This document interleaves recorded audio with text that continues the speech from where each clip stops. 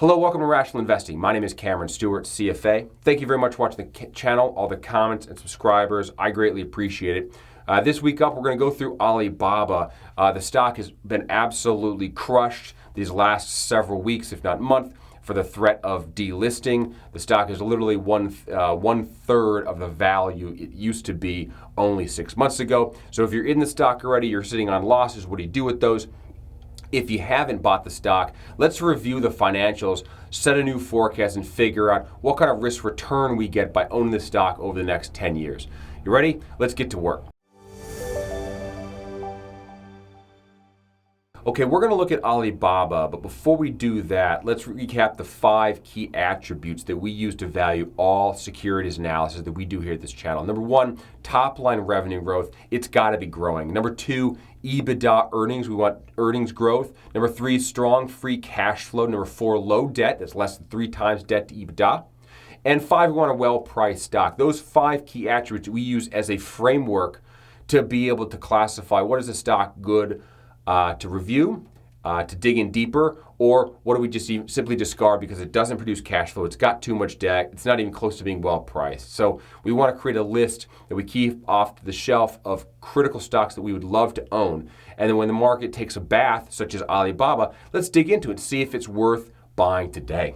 All right, behind me is 9 years of financial information for Alibaba, and I want to take a look historically at what this business has done to get an idea of how management has handled the economic impact, the economic challenges over the last 9 years, and get a feel for their ability to perform. We can then use that ability to judge some of the future because the future is anyone's guess. But what's actually fact is how the company has performed in the past. Well, in the past, it's been lights out performance. This is 2013. Again, fiscal year ends March 31st. This is December 2021. So we've got 9 months of data that's not in these numbers. We'll get a new annual report here in March 2020, but let's review this right now. These numbers here are all in USD. I've converted them and they are in millions. So $5.5 billion, $5.6 billion of revenue has grown to $109 billion of revenue over this period of time. That's an annual CAGR of 45%. Absolutely lights out. I don't think anyone can question that. The question is, what are they going to do going forward? We'll get there in a little bit, but let's finish our recap of the business fundamentally itself. During this period of time, $2.5 billion of profit. We use EBITDA, earnings before interest, tax, depreciation, and amortization. That is a proxy for cash flow on the income statement. It's a bad proxy, I grant you that, but it's a stabilized or average or smooth, if you will, earnings from the entire business. And that's what we want to look at. We're looking at the entire enterprise as a whole, and that's gone from $2.5 billion to $23.9, $24 billion over this time frame, and that's a 33% annualized growth rate. That's fantastic. It's amazing growth. Definitely checks the 2 boxes for revenue growth and EBITDA. You can see growth here has been decelerating on revenue. This is just revenue off the side, little side calculation. Growth has been coming down a little bit, so I expect that trajectory to actually accelerate, that the decline in revenue in the future, given some of the headwinds they're experiencing with the CCP, should actually decline, and we'll make that forecast adjustment in the future. Here we go. Let's look at the enterprise value itself. It's going to start with debt. What does the company have? $4.9 billion of debt to $27 billion of debt. That's short-term and long-term. Capitalized leases, that is the bonds they have. That's not tax liability. It's not accrued payroll. It's not things that are always there in a business. This is debt that's kind of a threat to bankruptcy. That's why we want to look at it, because we're equity owners. And as an equity owner, we are last in line if the company should go bankrupt to receive any cash. Now, this is a Chinese company. And the shares are actually, offshore shares. So who knows if it goes bankrupt, if you get any at all. But it's how we look at it. We're going to continue doing the same thing. Excess cash, $24 billion of excess cash. That's cash that they have produced over time and have not distributed, have not used to acquire businesses, have not paid out as a dividend. It's truly cash that's on the balance sheet that they don't actually need. When I add all that up, the market cap is shares outstanding times price. You can see $622 billion of value, of market value, up from $200 billion 8 years ago or 7 years ago. Monster growth, that growth is also on top of monster EBITDA growth. So they are growing their enterprise. If I look at a ratio of enterprise value to EBITDA, so like a payback period, total value of the company versus how much earnings they make every single year, they were trading at about 47 times enterprise value EBITDA. That's come down to 26 times. That's come down a whole lot more recently. But as of the last fiscal year, which was March, 26 times, which in of itself is not is not expensive multiple for a company that's growing like this, which I really like. Debt to EBITDA it currently is 0. They have enough cash to pay it all off, so there's no debt essentially on the business right now. So I think if you look at the business as a whole, you've got growing revenue, growing earnings, no debt. Let's look at cash flow of the business, truly what we use to value the company. Let's see what cash flow does. Okay, here we go. The same data, 2013 to 2021. Cash flow from operations. This is the cash money, the hard cash that they generated while running their business. The core business is primarily the e-commerce side. So $2.4 billion to $35 billion. Now, interestingly, cash flow from operations is actually higher than EBITDA. If you look at EBITDA, $24 million. Cash flow is actually $35 million. This was interesting. How is cash flow higher than what they earned in the business and the income statement? Well, it is share-based compensation is a big chunk of that. So share-based comp here in the EBITDA is expensed. In the cash flow from operations, share-based comp is not cash, so it's not an actual cash expense. You get a higher cash flow from operations. But this is cash they could distribute, they could use to buy back shares, they could do all kinds of things with it. The very first thing they have to do is they have to pay CAPEX, which is the incremental investment or the ongoing capital investment into the business to continue the ball rolling. It's also growth investment for the new areas that they're standing up, the new divisions they want to stand up. It's not acquisitions. So if I subtract that from the $35 billion, that's about $28 billion of actual hard cash money that's left over after they operated the business for the entire year. And that is a lot of money. That's a lot of jack, $28 billion. They borrowed some money. This is a positive $4.7 billion from debt. So that's borrowing, bringing debt into the business. I add all of that up, cash flow from operations, CAPEX, and the debt payment. I get $34 billion of free cash flow to equity owners. And that's you and I. That's the equity owners can get access to this cash.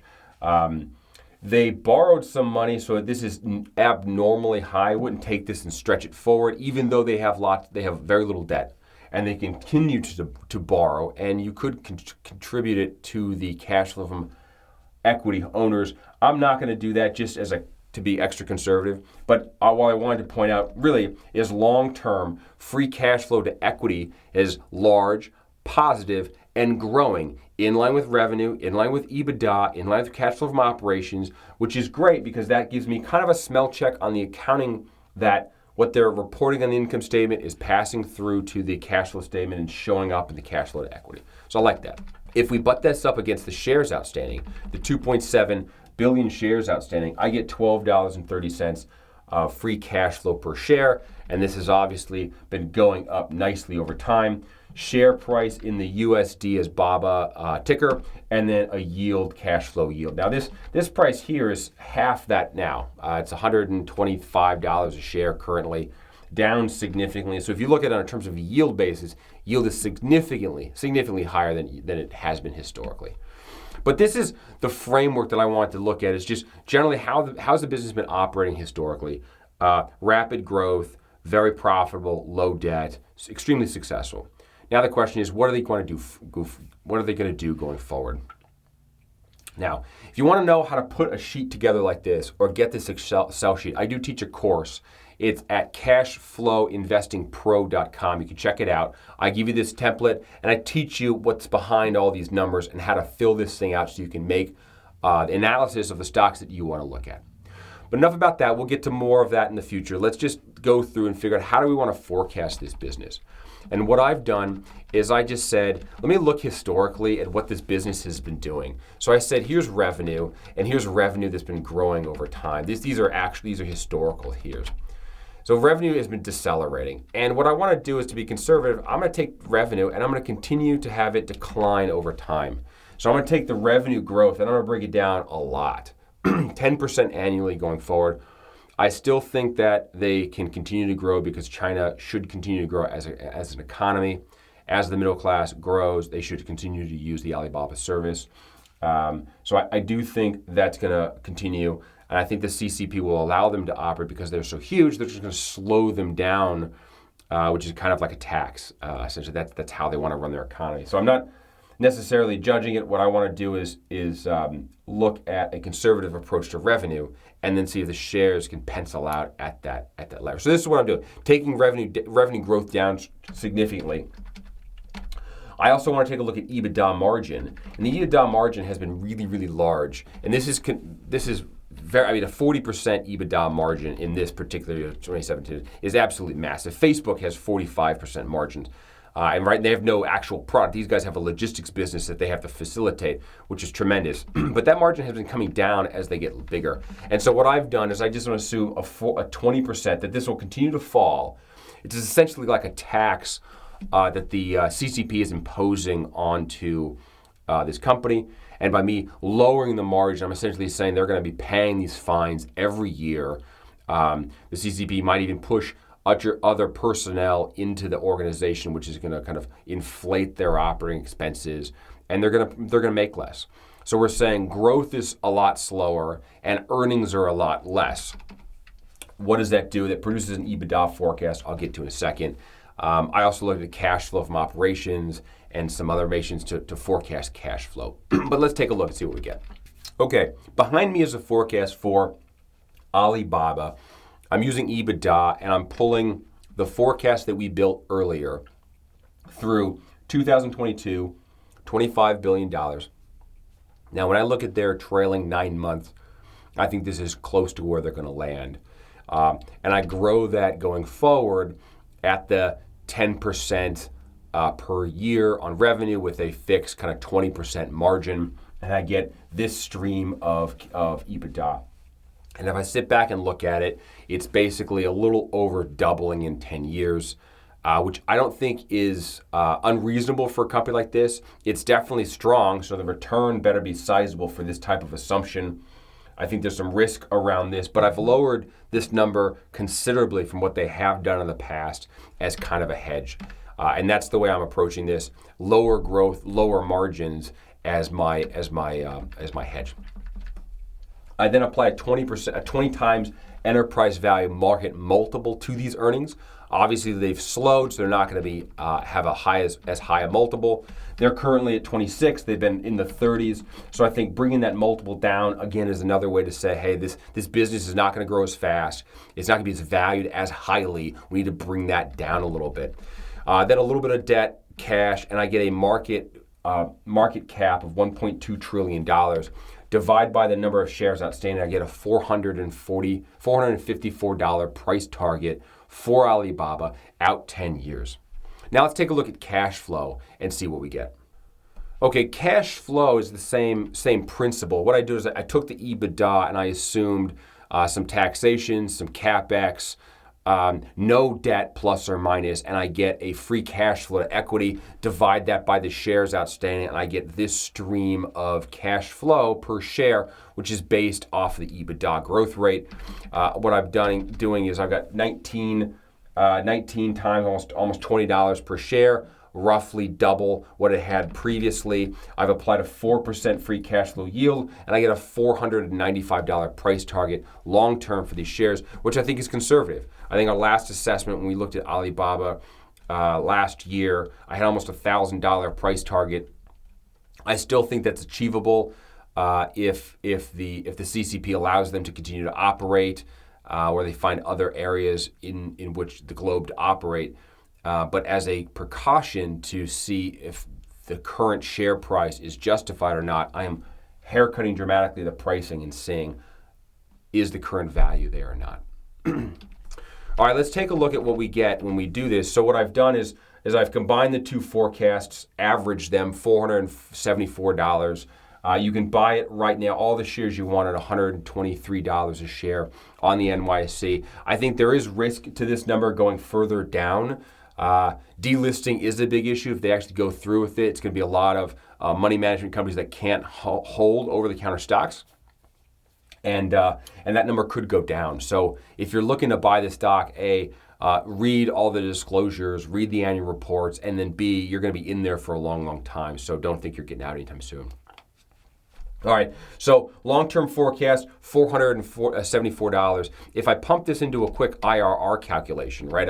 I buy a business at $123 a share. This business generates a stream of cash flow that I own as an owner. I then sell this business hypothetically out 10 years at $474 a share. I get this kind of net stream of cash flow. If I put an IRR on that, I get a 25% IRR, or 5 times my money in 10 years. That's a very strong return. We don't see too many IRRs like this in this analysis. The market is pretty robust at this point, so everything has been fully valued, and a lot of the IRRs we have been seeing in this channel are in the 10% range, which is kind of this S&P market level. To have a possible return that is literally 250% of the standard market rate is a very, very interesting risk-reward perspective for an investor who likes buying cash flowing companies, is in it for the long haul, and is willing to ride this possible over-the-counter issuance of the shares. So this is really, really interesting. Now I want to pause here for a minute. I want to remind you that I do teach a course on cash flow investing, which I suggest everybody looks at. It's going to teach you how to do this for yourself. You don't need to subscribe to a lot of other people. You don't need to, and it's very applicable to anything you do in your future life. So I definitely check it out, cashflowinvestingpro.com. In there you will get this Excel template. I give you 10 years of Apple 10Ks. I review the 10Ks and pull out all the detail you need to populate this model. We then go through how to forecast Apple, how to guess at a price, and then what an IRR would look like for the stock if that future pans out. And you can make your own assessment in the future. There are over 3,000 stocks that are publicly traded right now. I can't possibly look at all of them. Frankly, the only thing people want to look at on YouTube is maybe 10 videos. The true value out there in the stock market are stocks that nobody's looking at, and there is a lot of value out there. I have a cash flow club that you'll see on the website. In there, for subscribers, I do publish a whole host of other securities that I have reviewed that I don't have time to do videos for. You can subscribe and check those out as well. But thank you very much. Back to Alibaba. Let's check out a distribution curve. Who knows what the price of the stock is going to do. Right now it's at $23, 25% IRR. If this future, which is a guess, pans out, you get 25%. If the stock rises, I'd still be a buyer because I still think it's cheap. If it falls, I'd be a buyer again. Ultimately, this is a risk-reward trade-off for me. So make sure you have a piece of it in your portfolio. Control the amount of money you put in this, because who knows what would happen. But if it does pan out, it's going to be a nice boost to the portfolio over the long run. So if we review the 5 key attributes here, let's review the 5 key attributes. Top line revenue growth, yes, it's there. EBITDA growth, yeah, it's there. Strong free cash flow, yes. Low debt, absolute. Well priced, yes, it is. 25% IRR is a very, very good risk-reward trade-off in a market like this that is very rich. So for me, for those reasons, I think it's a good investment. And I would ask you to judge for yourself the risk of delisting and the risk of the CCC pushes more and more control over this company. That is something that I don't think anybody can judge.